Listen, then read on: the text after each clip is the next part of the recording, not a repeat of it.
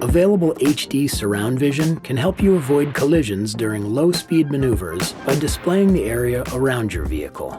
If your vehicle has this feature, surround view will appear on one side of your center display when you shift into reverse or from reverse to a forward gear.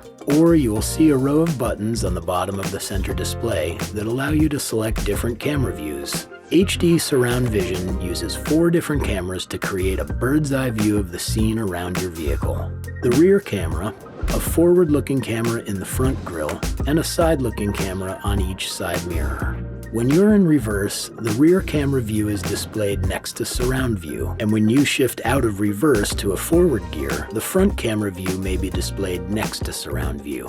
When you're in a forward gear and driving at low speeds, the display may show the front view and surround vision when a nearby object is detected by front park assist if equipped.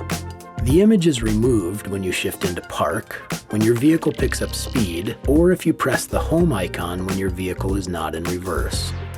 HD surround vision also gives you more view options, which you can select with these buttons. Depending on your vehicle, the following views may be available. Front or rear camera view lets you see the area directly to the front or rear of your vehicle. Front or rear top-down view shows a surround view of the area around the front or rear of your vehicle.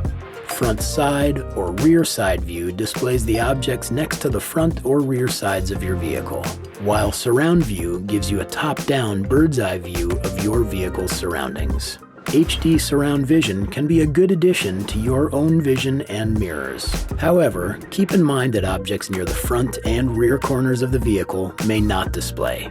And if you want to manually display the front camera view in newer models, you can tap the camera icon on the center display when driving at low speeds. With available HD surround vision, maneuvering is all a matter of perspective.